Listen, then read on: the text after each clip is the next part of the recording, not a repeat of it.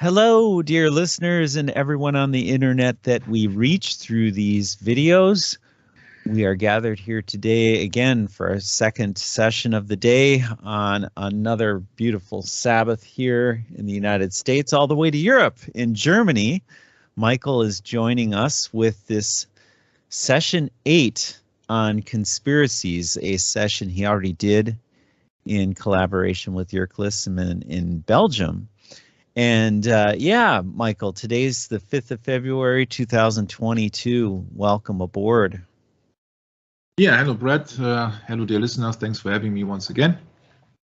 This is already session 8, so that we are approaching then the next session. That this session will be about the family heritage of John F. Kennedy. Once again, we know now that these Irish Roman Catholics have been sent over to the United States on different reasons, but the main reason is that their religion are a little bit were a little bit less popular than today in the 19th and beginning of the 20th century.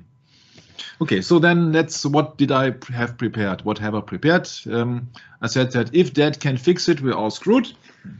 That means that Dad was the one, the monarch of the family of Kennedy. We know that Kennedy was been attending Boston Latin School. Also, Benjamin Franklin was a member of that school once again, and John Quincy Adams. So that was in a very interesting tradition. Yeah, because John Quincy Adams was also a president of the United States, for example. Then he was getting to the Harvard University, and when Harvard was first founded, the study of Hebrew was mandate for every student. But back then, Christians knew that there were the new Israel. Okay, Christians, new Israel. These are all not correct biblically used terms, but they are thinking in a worldly way, predicted by all the Hebrew prophets. Yeah, because you see that Roman Catholics declare themselves being Christians, but they have so many traditions among their Bible that and among their doctrine that cannot be called Christians. It's a religion on its own. It had nothing to do with Christianity, actually. I'm sorry to say that because I was raised as a Roman Catholic, as many others, because it was not being selected by me, but my parents. So please don't blame the messenger. I cannot argue with that, but I have stepped out of the Roman Catholic Church when I was 20-some. Yeah, that's interesting. You mentioned that, Michael, about New Israel, because I do believe the New Covenant speaks of spiritual Israel. No. It's not a new physical Israel like they created in the Palestine in 1948 now, is it? Yeah. So yeah, there's a lot of deception there, and that's certainly a term we as believers in the faith can all wrestle with, literally. Is the so-called nation of Israel that is no more. But you know, according to this world, there's a nation state of Israel over there in Palestine. They've got this partition wall up, and they've separated the Palestinians from this new land that was part of this Balfour Declaration. So yeah, that's a big, huge scam, you know, that again, you know, Psalms chapter 2 tells us a little bit about that. So that, you know, this is all really against the anointing of the Lord to his people, that you know, they want to break our bands asunder and cast the cords away from us, meaning they want to just destroy us. That's their desire. That's, of course, when Satan means the adversary and God is the creator, then Satan is the destroyer. Right. That's absolutely spot on. That has nothing So in a childly sense, we can say back then the Christians knew that they were the new Israel predicted by all the Hebrew prophets, is correct in a childish kind of way. but in a worldly way, it's just a big deception, Michael. So yeah, there's a lot more to it than meets the eye, isn't it, Michael? Yeah, you see that the times are changing here. By the time that Kennedy enrolled, Harvard University was backslidden, had lost his so-called Christian identity, and the study of the scriptures was no longer required. Yeah, that's why the Beach Boys came up with the Lord's Prayer. Yet you can make even money of mentioning God's word in vain. Mm-hmm. Third commandment. And that led me to the question, oh, wasn't that during the time of the presidency of John F. Kennedy, maybe, not the Beach Boys, but the thing that the study of scriptures was no longer required? I was thinking about, yes, he was ruling or was having the presidency from 1961 to 63. Wow. And it was during the time that 1962, the prayer was taken out of the American schools. Michael, sometimes you just go too fast for me. But that's okay. The Beach Boys, what's this? The Lord's Prayer? I have just needed an image for the Lord's Prayer here, and I decided to do the Beach Boys. That you see. They actually put out a record called the Lord's Prayer. Yeah, obviously. It's a single? Yeah, obviously. I haven't looked at it, I haven't heard it, but it's 2 minutes and 31, so it seems to be a singer, yeah. Oh yeah, turning at 33.3 RPM. No, how is that? No. What is it? Actually. 45, right? 45. Yeah, but that was just a picture here. I needed a picture for the prayer of the Lord's Prayer, because you see that the Lord's Prayer was taken out of the American schools during the presidency of Kennedy. It was not his fault and his decision, but you see that United States Supreme Court has made a significant decision there in the favor of Mr. Champ, yeah, so that that was not longer in use in the United States. Yeah, 1962. So since 60 years now, spot on, the prayer has not been mandatory in the schools. Now other things. Oh wait, no, wasn't 1963 the ending of Vatican Council II as well? Yeah, as well, yes. And you see that there in 1962 or until 1962, it was mandatory to pray the Lord's Prayer in school, and in 2022, other things are mandatory. Yeah, we won't mention those, we won't mention them. Because of YouTube, and we wish to stay on YouTube. And well, yeah, Michael, this has been a difficult thing for us in terms of knowing our limits on what we can say and what we cannot say, and what we will suffer by losing our content for. And I think our listeners are not ignorant of this, and if they are, then we can inform them that we can't speak openly on this platform, can we, Michael? Mm-hmm. So that's another reason for us to do these series, because this is things that everyone already knows about. We just look at it a little different, don't we, Michael? Mm-hmm. Yeah, you see that religion has become ever a problem because it's just the First Amendment of the United States. That's it's just okay to have a religion on your own. And so our religion is the religion, again, according to the King James Bible and according to the scriptures. But other people, they decide to just follow other men. Yeah, a guru or a bishop or a leader of any church or Jehovah's Witnesses or Scientology. You see, these are all belief in some kind of a higher being or spirits. But it's not necessarily the truth, and that's the problem with it.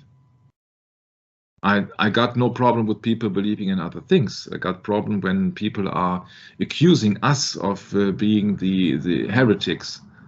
Yeah, because in all of the cases, people did not study the thing. They're just insulting people on prejudice and not on basic facts. We are living in a post-fact time. It had nothing to do with facts. All the situations out there had nothing to do whatsoever with facts. And so I wanted to mention that, Brad. You see that it is just 60 years ago, but that is not that far, not that long ago. that they Oh, have no, gotten no, rid no, of the certainly. Bible. It's That not that long ago, if Mike. you take the prayer out of school, then it means you take the Bible out of the school. Well, I mean, that's within our, excuse me, this happened just before we were born. Yeah, but not that much, that long ago. Not that long ago. That's right. Yeah. See, So, God has, the word God has no copyright.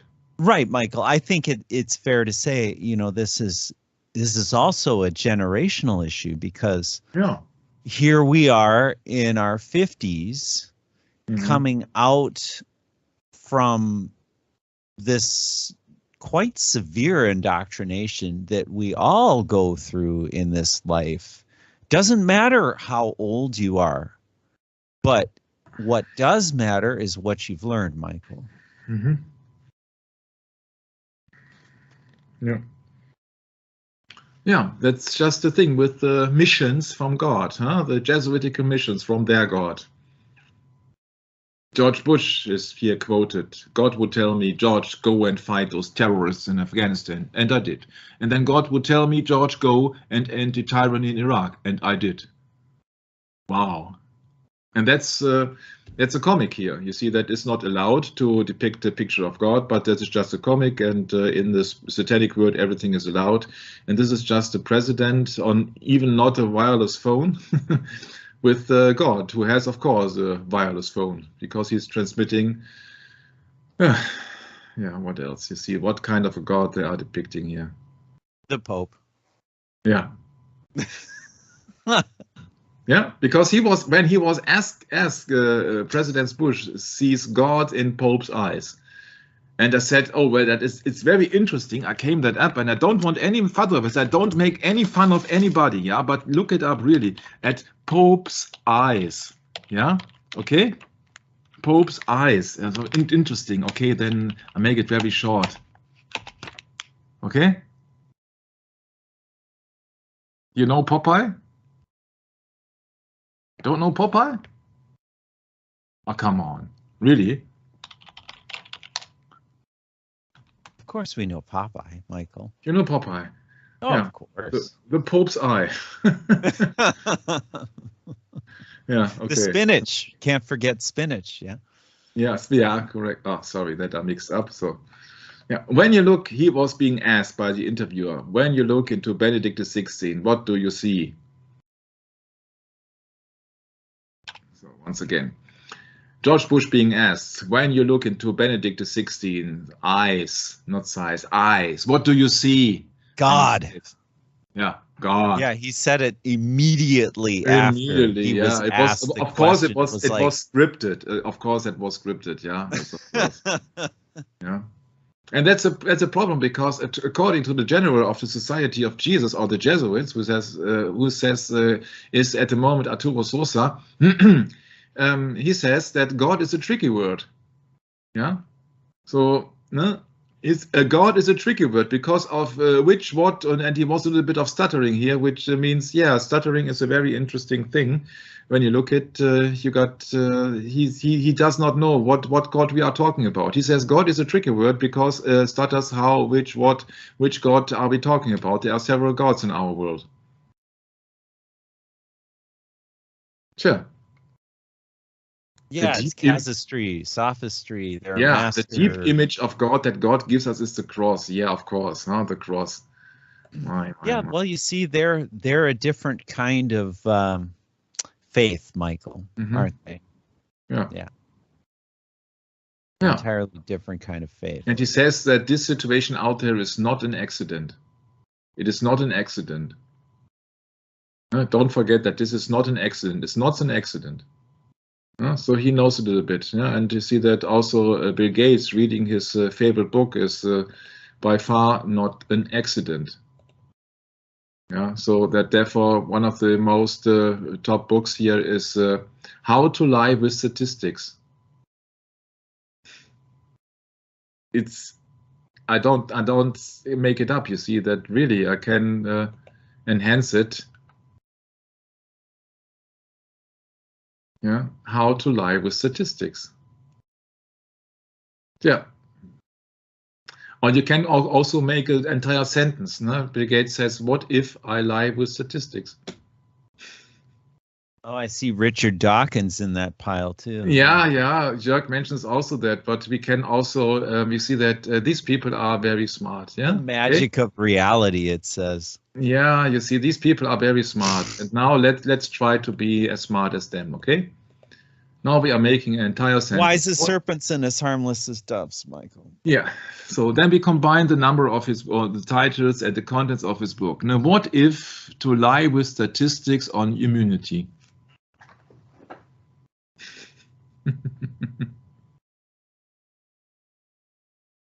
I've just read 3 titles of the books and I'm combining that into one complete sentence. Yeah, sometimes you have to look twice at the events, which brings us a step closer to the assassination of John Kennedy, because there is so much going on that it's very interesting to go in it. So we know that the father of Kennedy used his millions to finance Franklin Delano Roosevelt's presidential campaign in 1932, as well as his own son's presidential campaign in 1960. The problem was that Joe Kennedy did business with Hitler and got huge blocks of IG Farben stock. So this is the biggest chemical giant company before the Second World War. It got taken away at the end of the war, seized by the Justice Department, and one of the first things Joe did when Jack became president was to have him put Bobby in as Attorney General so he could get his stock back. Oh yes, those people were for Hitler right up for the last week of the war, and even afterwards as well. Of course, now that neocons are getting more power here, especially in the CIA, we do not mention any of this. As well as it not been mentioned, this was opinion, not been mentioned that Joe Kennedy and Churchill not first met in 1938, but in 1933, because his family traveled to England in 1933. Interesting. Why is that? First of all, Roosevelt gave, according to Codex Magica, gave also a sign here, speak softly and keep your hand well hid. You see that a sign that could mean that he is a member of a secret society, but who would be surprised to learn that? So this is an interesting article coming from directly the Time, Kennedy, Churchill, Roosevelt investment deals, the secret boozy deals of a Kennedy, a Churchill and a Roosevelt. Wow, Kennedy, Churchill and Roosevelt? That's not Roosevelt, so what's it all about? So this is a picture here, of course, of the English Prime Minister, Mr. Churchill, together with the American ambassador to England, Joseph Kennedy, the father of Jack or John F. Kennedy. We are past the point where being a capitalist is the only way of becoming a politician, and we are dangerously near the point where being a politician is much the quickest way of becoming a capitalist. So it is really worth every penny to become a politician, because then you will be bombarded with money from the so-called industry, or just by accident, or what else? So Kennedy went over to the old world, to the United Kingdom, including his wife Rose and his latest flame, Cale Halley. Yeah, because that Kennedy was not a very nice husband, and he always had some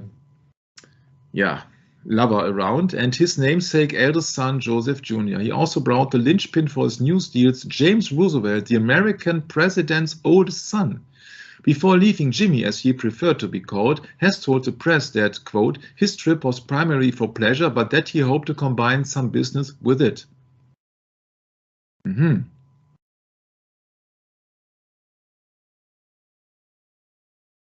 So they are secret Kennedy, Churchill, Roosevelt deals coming from the Time.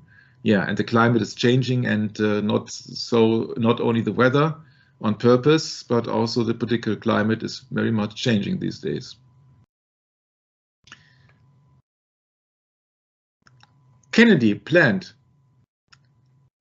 Ever the opportunist, Joe had enlisted the president's 25-year-old son to help organize a private visit with Winston Churchill that underlined Kennedy's clout with the new administration.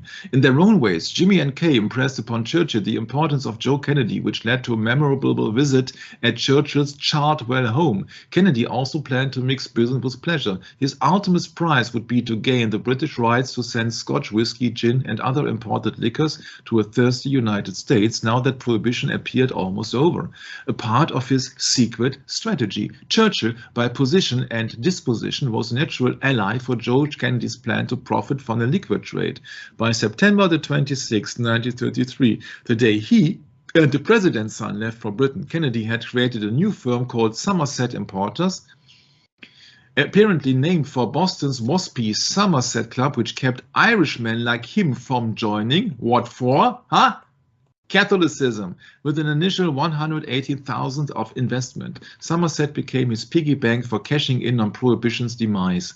On his cross-Atlantic boat ride, Kennedy carried with him the letter of Seton Porter, a National Distillers Product Corporation, appointing Somerset exclusive sales agent in New England for its liquor products.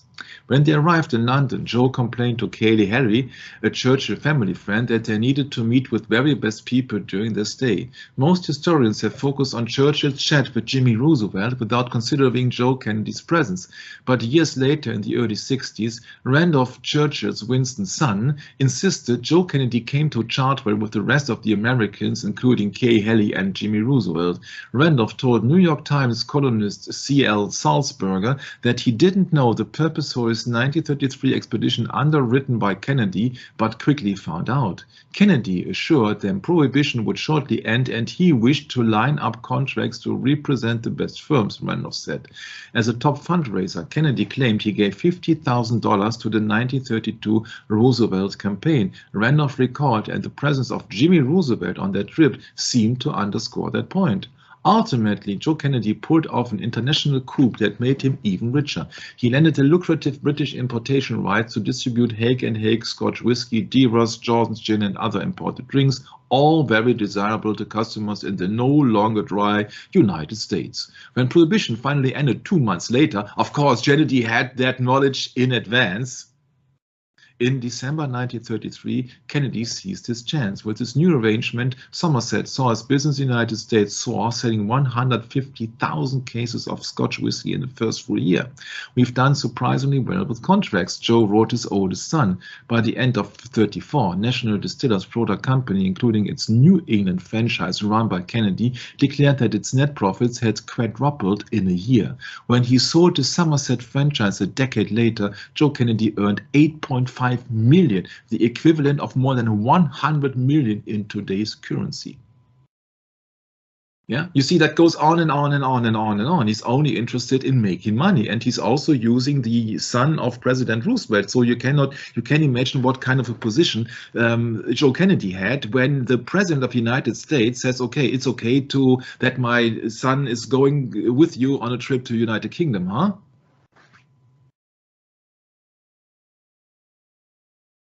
Yeah, so when they also make business, so they make more money with the trades, and so then their official profession. So he's making money with being an ambassador later on, but he still has his company, so he's a businessman. He's not much of a politician, actually. He's using his political position, to achieve business contracts and connections. That's it. It's all about the money. So that makes the family of Kennedy actually businessmen rather than politicians when it is related to the father of Kennedy. I don't want to read everything in front of you. You see, that goes on and on and on. But it's very interesting that since 1933, he had a connection to Mr. Churchill.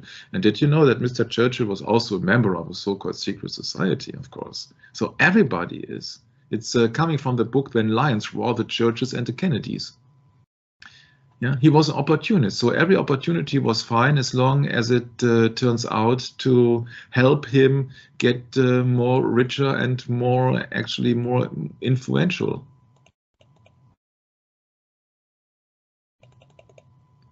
Yeah, so that is the book, When Lions Roar, the Churchills and the Kennedys.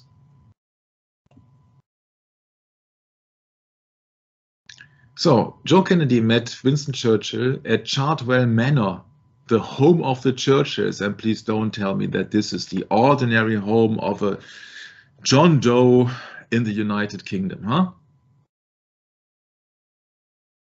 So that means also that Mr. Winston Churchill was not the average representative of the public, but he was some supreme one. So these are not elected people. You only can elect among a certain sort of people, but these people are not the people who could represent anybody. Yeah, because these people are higher authorities or nobility or what else. Yeah. And he's known as a famous Freemason. And this sign does not mean a victory. And if it means victory, then it's victory of Satan, because this is just a V sign. And of course, he's been famously known for being the Prime Minister during the Second World War. Yeah, and he was in the Stockholm Lodge. But he resigned. Yeah, if you think so. Yeah. He was responsible for creating the Special Operation Executive, SOE, which conducted covert operations in occupied countries, and also the commandos who became today's current special forces. Welcome to Sir Christopher Lee once again. You see, it was war, and every means necessary is okay. Yeah. You see, all these people are nobility, all are in some secret orders. And even Christopher Lee, his uncle, was the Italian ambassador to Britain. See, if you think that Joe Kennedy was an average politician, you also would think that Christopher Lee was an average actor, and you're both wrong. These people have other combinations and connections and other tasks also. We did in other sessions about Mr. Christopher Lee. So this is just an excerpt on the series we did on Christopher Lee on Satanic Media Agenda. Yeah, Italy's first post-war ambassador to Britain. That means that makes Mr. Niccolo Carandini, the cousin of Mr. Christopher Lee, not uncle but cousin, makes also a secret agent. Yeah. Global Vatican once again speaks of the agency used propaganda and millions of lira to influence and ultimately orchestrate the outcome of the election. Yeah. The Vatican descended on Rome and went on to work. With the help of the Vatican's network of priests and other religions and filtering resources through Catholic action, a political front closely associated with the Vatican, the agency used propaganda and millions of lira, so that is the former Italian currency, to influence and ultimately orchestrate the outcome of the election. You see that all the things are being influenced. And it does not matter, you see, what it's all about. It's the OSS, the CIA, or everything else. You see that every state has its means and its money in so-called hidden channels, so that they can spend black money or unregistered money, and they can pay them off. It's all a big scam if you really think that the world is run by politicians and it's been run on democracy. And even if so, democracy would mean that it's the rulership of the uninformed, of the broad way, of the masses, or on the broad way leading to destruction. That's the sad news. Churchill and Tito, another thing. Tito also from Yugoslavia, communist partisans, etc. So these people are not nice, and these people are Freemasons and everything else, and special operations. So these people would do everything to achieve more power. The only thing that people are interested in, who are already in power, is gaining more power, until the ultimate power is to kill somebody, to play God. If you can't create anything, then you destroy anything. Yeah. So that's about Kennedy. So he made business also with Churchill, and then he had a spy in his own embassy, and yeah, they avoided him becoming American president, and so therefore his sons would have to help out. Next, the oldest son of the family, Kennedy is Joseph Patrick Joe Kennedy Jr. Yeah, so don't mix him up with Joe Kennedy Sr., the oldest son among 9 children of Joseph and Rose. Yeah, and he was being killed on the 12th of August 1944 during the Operation Aphrodite. This means a goddess, to destroy a V3 bunker of Mimoke. This is in France. V3 is a special rocket of the German Nazis, which is a rocket consisting of several rockets, one propelling the other. So it is a line of rockets to enhance the, just to achieve a greater distance. So one rocket is pushing the next rocket, and so this oh, it's different stages then. Construction. So this is one after the other. Yeah, it's a long. Actually, this is a long rocket. Yeah, you see that. But it's not. Yeah, it's not important on that regard. So he said, okay, the bomb's ready to explode, but then his flight was exploding in the area of the North Sea.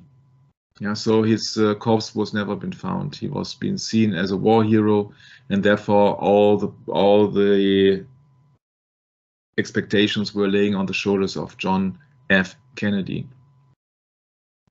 His death while participating in a top secret mission, so top secret mission is he was also acting as a secret agent, in 1944 caused his father to transfer his aspirations to the next oldest son, John F. Kennedy, who follows the path first planned for his brother by advancing from the House of the United States Senate and then to the presidency. Yeah, so it was absolutely clear. And absolutely clear for all the people who are being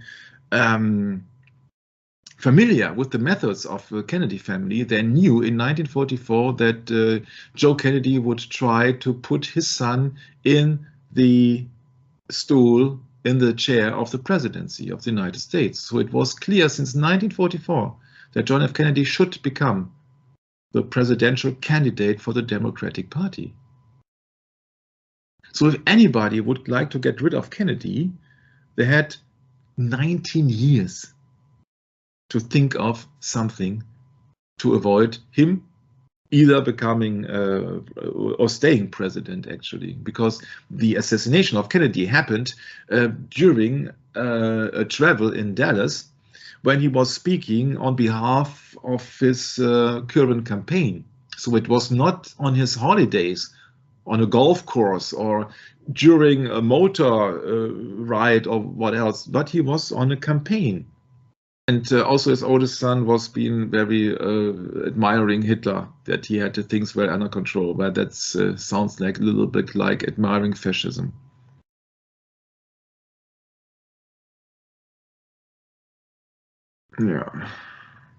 Yeah, here you see now the patriarch, Mr. Joe Kennedy, in the middle, in the center, and on the left side you see the disappeared son, Joe Kennedy Jr., and on the right side you see that John F. Kennedy, yeah, the later becoming 35 president.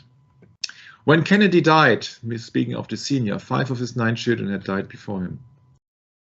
Man. That's the greatest tragedy of it all. Yeah, that's this? Right. Yeah, you see here, this is the war hero, supposed to become American president, and this is John F. Yeah. 2 sons, 1 destiny. Yeah, and now it gets into the weird thing, because his father was somebody who was behind or after women. He was really a playboy. Yeah, you cannot speak of anything else. He was a playboy. He was ambassador to Great Britain. Yeah, but he was a playboy.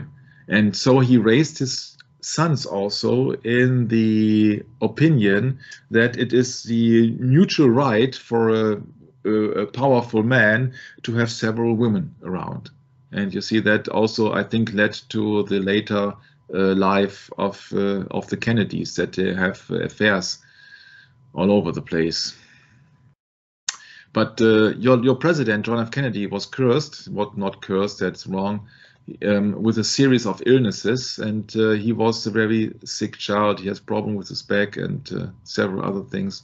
But the problem is that his father was a very complex, dominating figure This millionaire many times had over an insatiable need not just to succeed but to best. He was a man laced with his own prejudices and hatreds, yet was quick to blame any resistance he met on bias against Irish Catholics. So the religion was a high and unquestionable item and of utmost importance in the among the Kennedy family. It's very interesting when you go into this. As you see, they are extremely Catholic.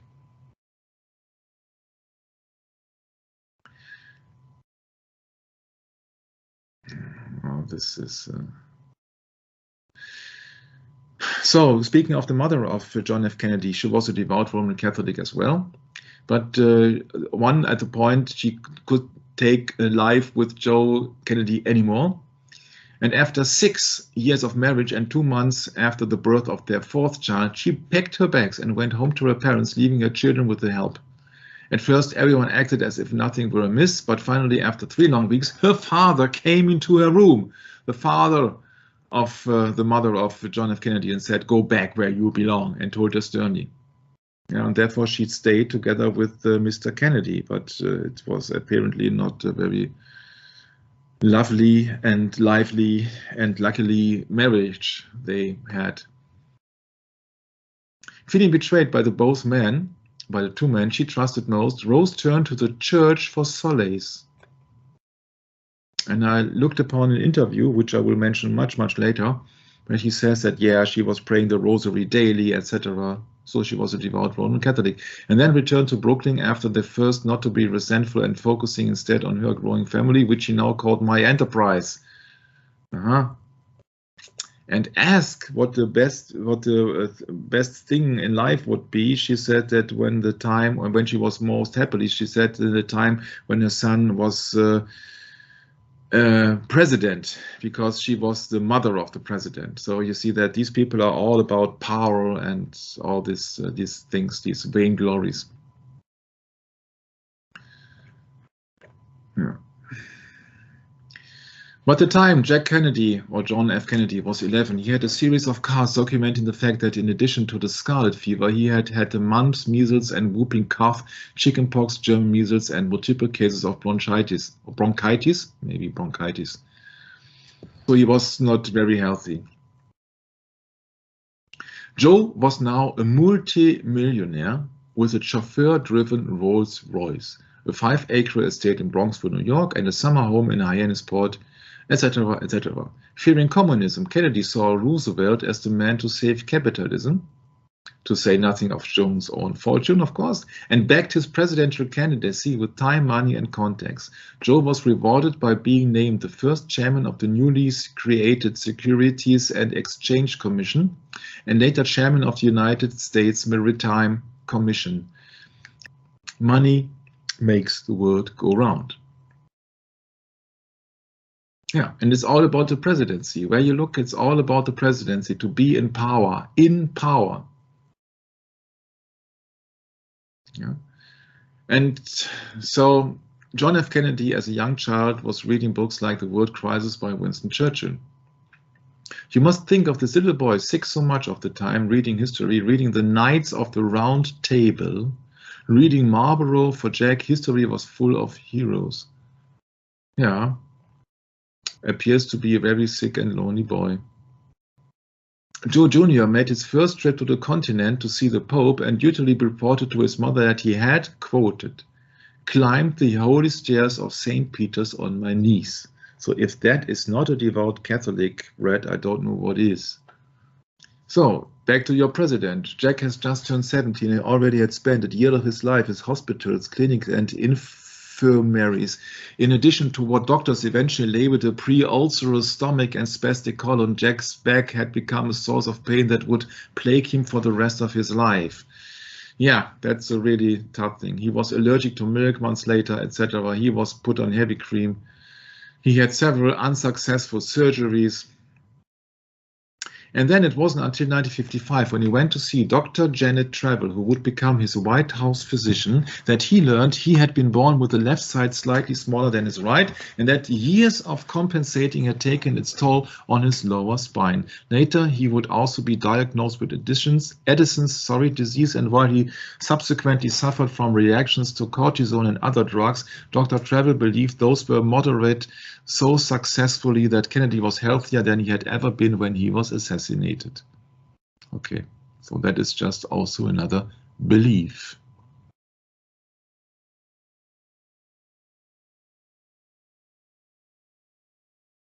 The psychologist discovered Jack to be a very able boy, but definitely in a trap psychologically. He concluded that a good deal of his trouble is due to comparison with an older brother. Jack had told him, "I am the boy that doesn't get things done. If my brother were not so efficient, it would be easier for me to be efficient. He does it so much better than I do." So that means that they were all in competition. Yeah, it's a competitive family. Unlike Joe, Jack was gregarious, given to varied amusements, much devoted to social life, and affectionately and diversely to women. He was preoccupied with sexual conquest from then on, emulating, consciously or not, his father. From an early age, Jack had to have been aware of Joe's bifurcated life, a wife at home and other women's everywhere else. The Kennedy children considered it normal that their parents slept not just in separate rooms at home, but also in different hotels when they were both in New York. As Jack grew to manhood, Joe's letters began to express pride in his son's conquest, such as when Joe reports running into a beautiful blonde in Manhattan who asked to be remembered to Jack. Jack's own correspondence often contains locker room boasts as well as self-deprecating laments of near misses. His report to his father that during a short visit to Palm Beach, there were 3 girls to every man, so I did better than usual. If Jack would distance himself politically from his father in later life, they would always agree that sex for sex's sake was not only perfectly acceptable, but desirable. So I don't know if everything is spot on here, but it's expresses here that these are people in power who thinks they can get away with everything.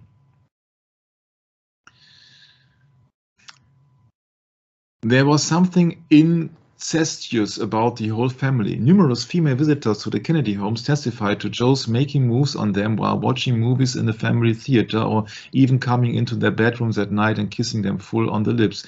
Jack and his siblings warned friends that their father, quote unquote, prowls at night. So much so. So coming back to the religion. In February 1938, when their father, speaking of Joe Kennedy, was sworn in as ambassador to the court of St. James, an Irish Catholic in London, as America's highest representative, Joe Kennedy has longed for that, and turned down the post of Secretary of Commerce, holding out for it, and was finally rewarded with the appointment. Roosevelt, well aware that Kennedy has raised serious money for his presidential campaigns, reportedly by one intimate to have muttered that, quote, any obligation that he had to Kennedy was paid for, unquote. While his seemingly native gift for public relations or propaganda, you see that it's just another name for it, propaganda, that had been burnished to a high gloss in Hollywood, Joe made sure the newspapers and newsreel cameras were there to record almost every public activity of his unusual, large and photogenic family. Yeah, remember the picture that I sent or showed in one of the last sessions.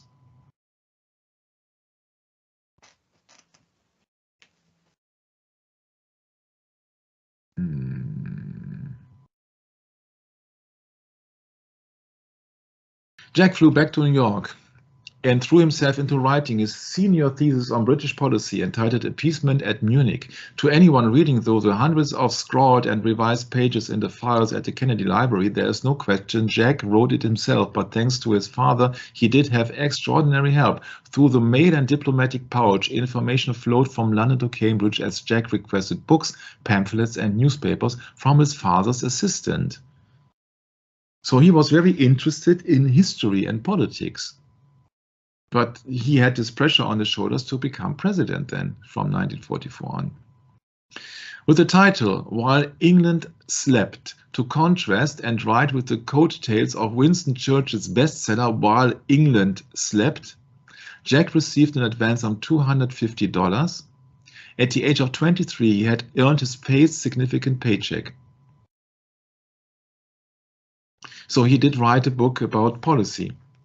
Why England Slept did not excuse the isolationist views of his author's father, yet once it was published, no more was more supportive than Joe. He wrote his son that he couldn't be more pleased with the marvelous start he had made in the publishing world. Jack was proud of his accomplishment, but couldn't be sure if it was his own work or his father's that merited the attention and praise.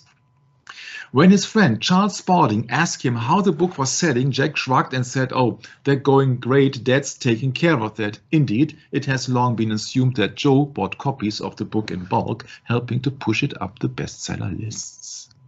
Yeah, well, what it is? Money, money, and even more money. Joe's position as ambassador was becoming tenuous, while his outspoken isolationism had a constituency at home. Sorry, this is very hard for me. It was earning him enmity from Roosevelt and making him an unpopular figure in wartime Britain. Those views, along with Roosevelt's decision to run for an unprecedented third term in 1940, would prove to be the final nail in Joe's own ambitions for the presidency. And that's it. He had hoped to be the presidential candidate for 1940. Yeah. So therefore he then supported Roosevelt, but he decided that his son has to run for president instead. So that's it in a nutshell here. That's it in a nutshell. So then John Kennedy was handed over to the Office of Naval Intelligence, so Secret Service once again. Always secure in the fact that he was the star of the family, Joe had suddenly found himself trumped by his younger brother. For Jack to come in ahead on any level was unthinkable, yet here he was, a best-selling author and a decorated war hero. Yeah, therefore, his war hero older brother stayed in Europe and made that final secret mission, which failed, and he was then dying or missing in action, actually. Because 10 tons of TNT allegedly went off and therefore turned the plane into a bomb. So that's it about the things that I would like to go into, because there are many, many other things to do. Because the family of, or the brothers and sisters, actually there are 9 children from Rose and Joe Kennedy. Among them are Eunice Mary Kennedy, the founder of Special Olympics, the mother of Arnold Schwarzenegger's ex-wife Maria Shriver. Yet you can imagine why Arnold Schwarzenegger is making here the Roman salute. Ask of the family heritage of the family of Schwarzenegger, and then you find out that his father also served as a police, high-ranking Nazi officer, police officer. And you see, this is the Roman salute. Yeah, originally Roman salute. This is not a pose in bodybuilding. I'm very familiar with bodybuilding. Believe me, I know very high number of competitive bodybuilders, and this is not a usual pose of a bodybuilder. So you see that Schwarzenegger himself wanted to be a leader. His father also was a military police officer. And so you see that this is the same thing as in the family of Kennedy. If your father is some kind of an idol, a hero, or very authoritative figure, very dominant figure, then the sons have to follow. Yeah. And so Arnold Schwarzenegger is one of an example. He made it as a governor, and if he would not have been born in Austria, he probably would have made it also to the president of the United States. Who knows? Yeah, but he's telling the people to obey, and he's also in line. He's one of the puppets of the papacy. Yeah, he's a highly influential guy. You see that he was a household name. He was Mr. Universe. He was Mr. Olympia. He saw he wanted to be venerated as a god, as the best bodybuilder of the world. Then he was making a tremendous career as an actor. So as actor means a liar, and then he went on to become the governor of California, where one of the things he did was to forbid things out of the Bible in California. Yeah, and now he's teaming up here with the Pope on the climate agenda. Yeah, sure. So, Mr. Winston Churchill, to come to an end here, Mr. Winston Churchill, that you know what the heritage is from where or in what kind of an environment and circumstances and family connection your president was being educated. This is a statue, so to be venerated, of Winston Churchill. So Winston Churchill was not the ordinary guy. You see, he was a KGOMCHPCCRA. Yeah, he was a Knight of the Garter. He was an Order of Merit. He was a Companion of Honor. He was in the Private Council of Canada, and he was a Royal Academy of Arts. So, and he was a Freemason. And by the way, he was also Premier Minister, among others. Yeah, you see, these are not people who you do elect as a representative of your state. These are people who have been chosen in advance to get in a proper position. It's the same thing as Kennedy. Kennedy knew the American president in 1913, and his son became the president in 1960. So imagine that John F. Kennedy was shaking hands with Roosevelt, literally. Yeah, these people are not coming out of the blue. That's what I would like to point out. You see, they don't have to go into every nitty-gritty of Mr. Churchill, and you see, yeah, even the family of Churchill, GBE, the nobility, for God and the empire. Yeah, you see, you remember Arturo Sosa. God is a tricky word. It's a very tricky word, because which God you are serving, which God you are speaking about, which what, etc. Joe Kennedy was obsessed with the idea of becoming president of the United States, so the conversation must have centered around the 1936 and 1940 presidential elections. Yeah, and 1940 what was spoiled because Roosevelt was running for the third time. I think that is a thing, Brad, that nowadays is not possible anymore to run for a third period. So Winston Churchill, well, Kennedy thought that Winston Churchill promised him the White House. Yeah, because the office of being an ambassador United Kingdom was an entry card of running for the presidency usually. Yeah. Yeah, there are so many ties. It's very interesting if you go out in all the details. You know, also the Bank for International Settlements, that's the main bank run by the Vatican. Yeah, don't come up with any prominent figure or any name of Rocke, etc. Yeah, see, these are all just puppets. Yeah, Bank for International Settlements. This is the bank of banks, and it looks so innocent. It looks so innocent. It's of course in Switzerland. Yeah, Switzerland is the country which has been founded by the knights. But the knights who were forbidden in 1302. Yeah, but then in 1310, out of a sudden, Switzerland was being founded. And then you look at the emblem of the flag of Switzerland. It's a red cross. Yeah. It's always the same. You see that because 5 presidents held the position of ambassador to Britain: John Adams, James Monroe, John Quincy Adams, Martin van Buren, and James Buchanan. Yeah. Therefore, like Kennedy, those men were all extreme Anglophiles, and Kennedy was confident that he would be the 6th. Of course, then he agreed on taking over the job as the ambassador to the United Kingdom because he thought, yeah, that's my entry card to the presidency. But it went wrong. Yeah, that seems quite logical to me. Yeah, then there was a spy and all the things, and yeah, there are many spies because it is war, of course. So many people would like to get rid of Kennedy because of his pro-Nazi sympathy. Yeah, so the head of the spies was a certain Maxwell Knight, also Knight in his name. MI5 means not the foreign Secret Service, but the local Secret Service for all the things in the United Kingdom. And the Maxwell Knight, starting with M, is Henry Maxwell Knight, of course, is an officer of the British Empire, was a British spy master, and he was the model for the James Bond character M, yeah, Maxwell. Yeah.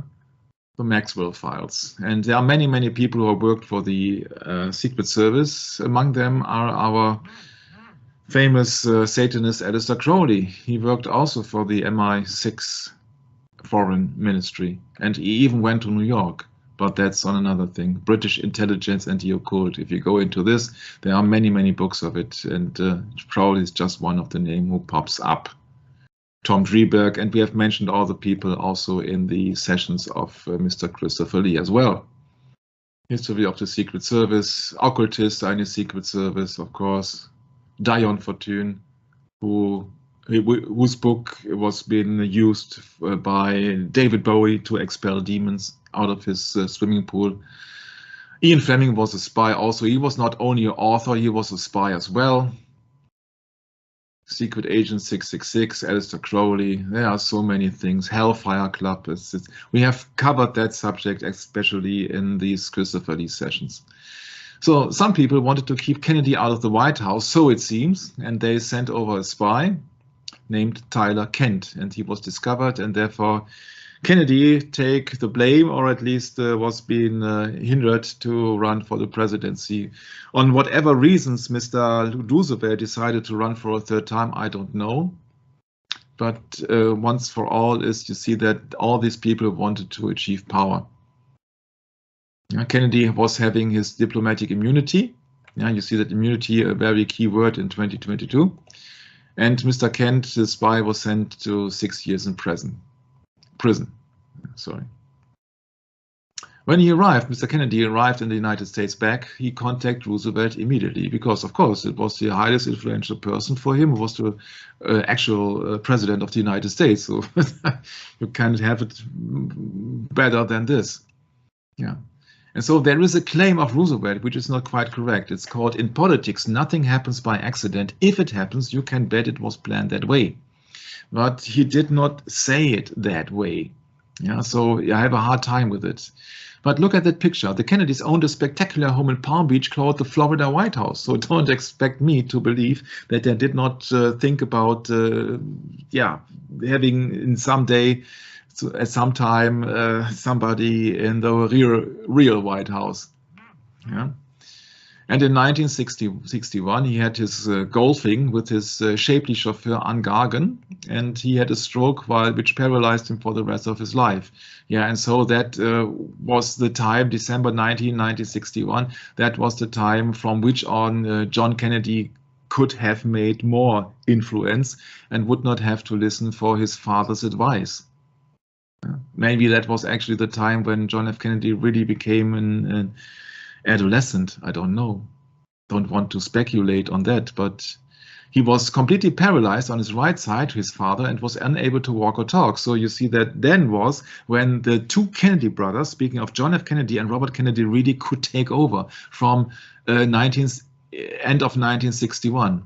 So I think that would explain something, that maybe they get then, they could, of course, if you think about that, the mafia was supporting and protecting him and supporting the election of John F. Kennedy to become president. Then. Wow, that's an interesting way of saying it, Michael. Yeah, and you know that the mafia has been in line with the papacy. Yeah, you see that, of course. Oh, yeah, obvious. Yeah, then it becomes obvious that John and Robert Kennedy, or Jack and Robert Kennedy actually, they did something on their own without the approval of their patriarch, which was then paralyzed and could not speak. Yeah, you see, that was actually when I think that the Kennedy brothers became adolescent then. And that would also, in my humble opinion, explain why they changed something which was not being thought of. Yeah, so he was together with his niece and Gargan, but we know that he was also always together with women outside his marriage. Huh? So maybe there's something to it, I don't know. But what I know is that he was then, being a real senior, he was then really, really handicapped. And therefore, I think that would explain many things. Speaking of Rose Kennedy, of the mother of the president, her whole concentration was to go to church and pray for the rest of us. It was her solace, but it was her strength. Yeah, so it was extremely highly religious, loyal family.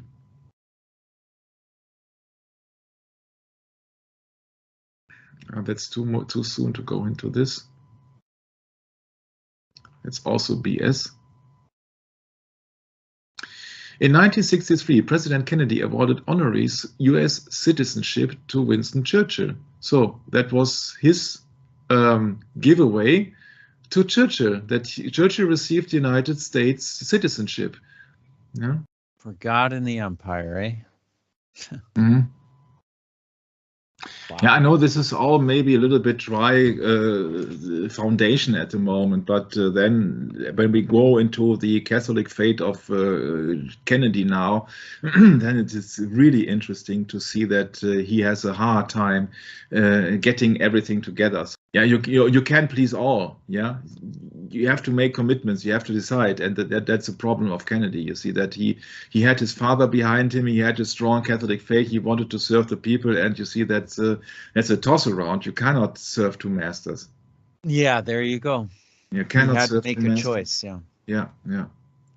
And his choice from the beginning was that he clearly wasn't fitted for president. He told his dad, and he says, "You're going to be president." His dad says, Yeah. Doesn't matter what you think, what you say. Yeah. You're going to serve the Pope, in other words. Yeah, actually, we will come across a picture where the entire family is, before the Second World War, has been sent to the Vatican also. So they were extremely devout Roman Catholics. Yes. That's right. You see that when his oldest son says, "I was going upstairs on my knees to St. Peter's Cathedral." Mm-hmm.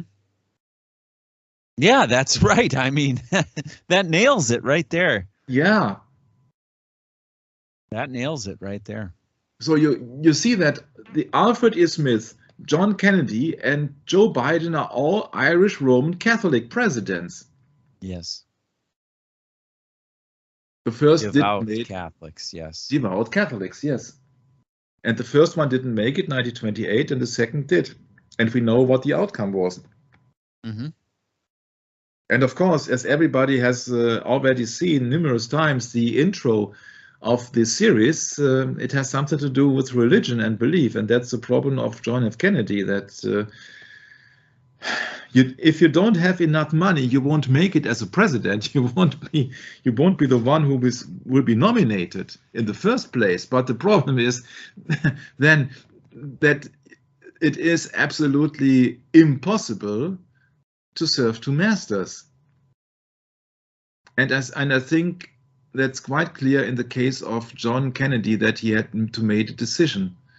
And if you know now the background of the Kennedy family, yeah, so Mr. Kennedy had a hard time. He did behave as his, to a certain degree, as his father told him to. And you see that also would explain his numerous affairs, because his father, yeah, was his role model on that regard.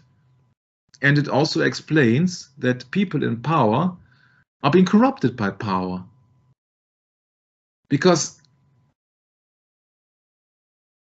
this patriarch, this Joe Kennedy, was so dominant, and he knew everybody, that I think his sons didn't stand a chance but to go into politics. All his sons. He had 3 sons left after 1944. That was John F. Kennedy, Robert Kennedy, and Edward Kennedy. And all 3 were politicians for the Democratic Party. So apparently they had no chance. They did not stand any chance against the future plans of their patriarch. And that's a sad thing, actually. That's a sad thing. But if you are getting used to be chauffeured in a Rolls Royce, to have a White House in Florida, you see, I think you cannot expect to have a decent average job to work from 9 to 5, huh? And that's the problem with it. You see that in the Bible, the followers of Jesus Christ are nimble, humble people. And the richer, the more powerful, the more egoistic you are, the more radical you are, the more important you become, then you are slowly fading away from the real Christian faith. And Catholicism doesn't help either. So that's the problem of Kennedy, I think. That's when they are being surrounded and being used to all this wealth, to all this importance, to all these people and connections, they cannot take an ordinary job as an author or so. And that's a very sad thing, that you cannot reach these people in these high level academics or some people, because they are getting used to they have made it in that world. But you see that they take this world for granted, that this is all, and this is all worth to live and to die for, and that's it for the people, and that's not the real life. And that is very hard for these people to understand, because everybody in their community is exactly working and functioning their way. And now heading it over to my beloved brother Brett, because I have Michael, to take a cup of water. Wow, that's really something. I mean, this is what I would consider in the Bible a reward.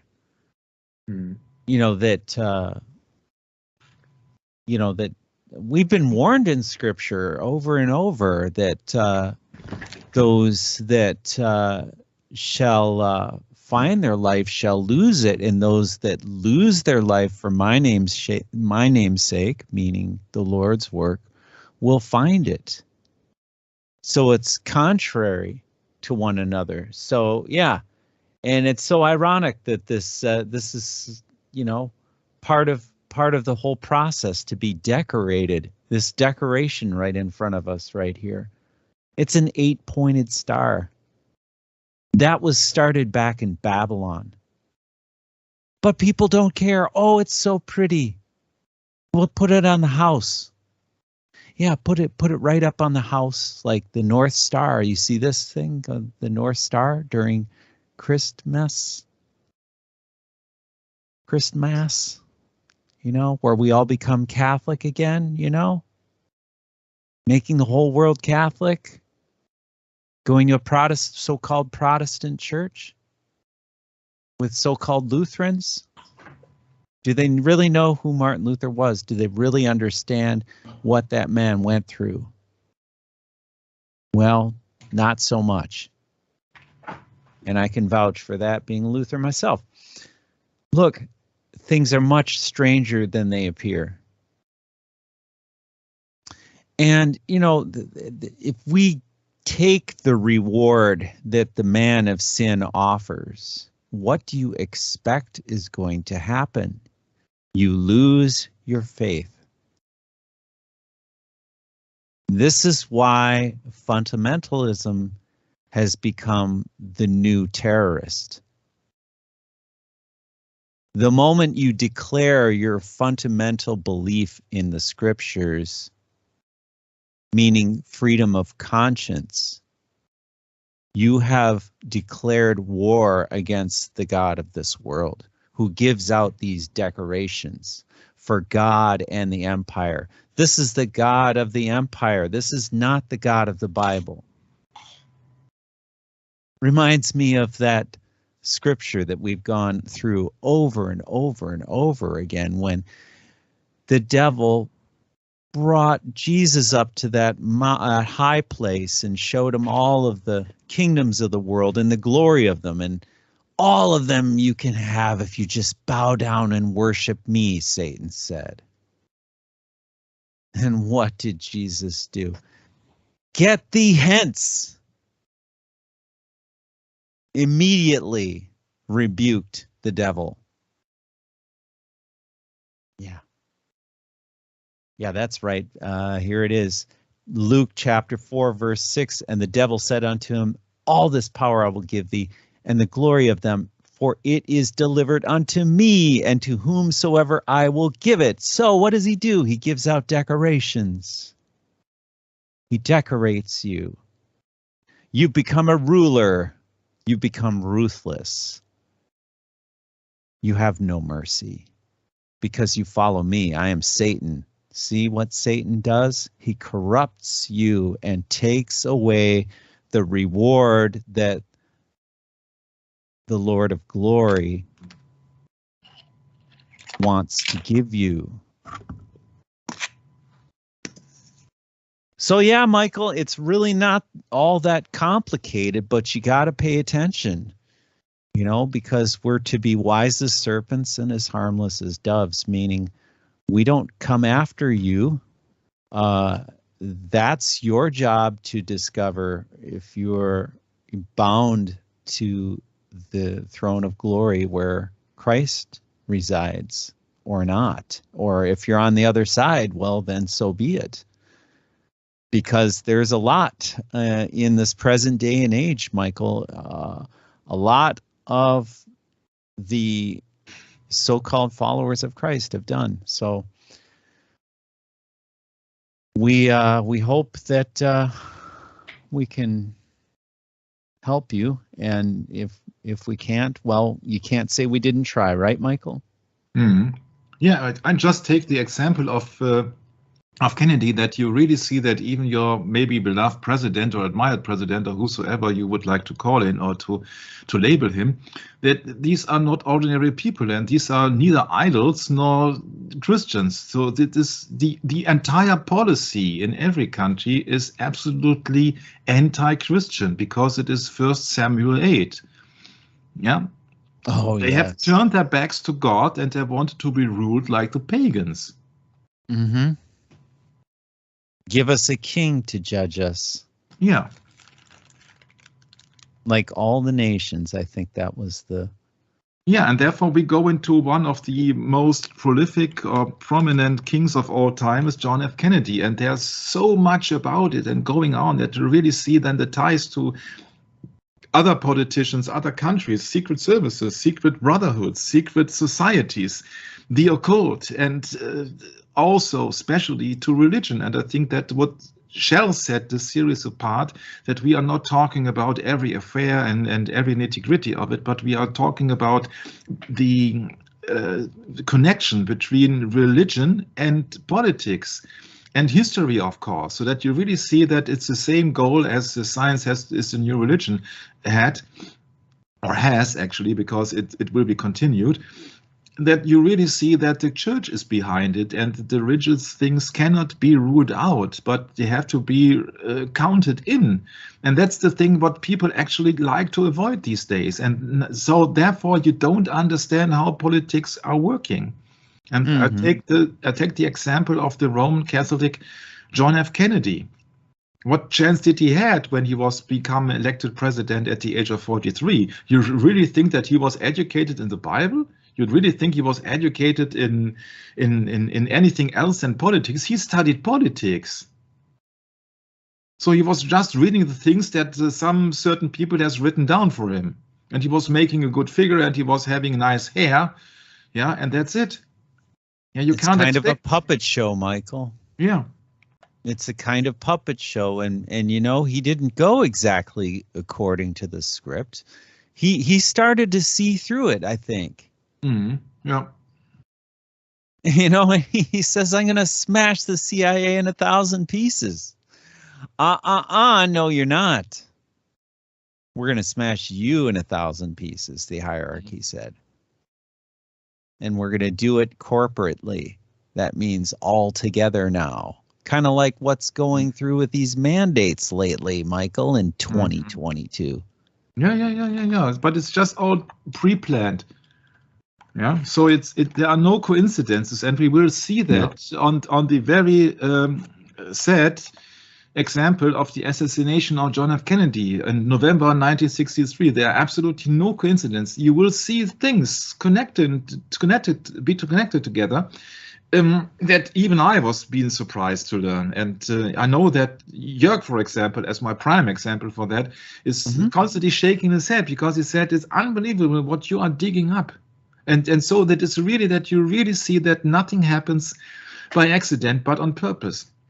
And so therefore, I have a good time together with Brett, because I think that the item of Kennedy is very famous and maybe also interesting for people who yet did not come across the Bible. And that would also be my wish, that people would go and would be drawn to the Bible, to the real truth, and then realize how they've been betrayed all their life from politics and politicians and actors and cartels and gangs and media and all the things that you really see. It's just another approach than science is the new religion, but actually it's just about the truth, what's all behind it. And at the example of Kennedy, because I was busy with Kennedy for several years from time to time, I think we can cover a big deal of how people really see how actually the world is working, and it is working in a satanic way. And that's well, what yeah, Michael, and that's the most troubling aspect of all of this, is there are those people who have taken oaths and are sworn to their oath, and they are not going to let go of that because they serve a purpose and it runs contrary to Christ. We're speaking of the spirit of Antichrist. So speaking of that, let's go to Proverbs 24, verse 19 through 22. Proverbs. Yeah. 24. Starting on verse 19. Okay. Fret not thyself because of evil men, neither be envious at the wicked. For there shall be no reward to the evil man. The candle of the wicked shall be put out. My son, fear thou the Lord and the King. That means the King of Kings and Lord of Lords, our Father in heaven, and meddle not with them that are given to change, for their calamity shall rise suddenly, and who knoweth the ruin of them both?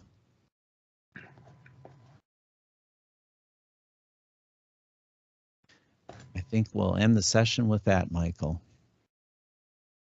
Maranatha.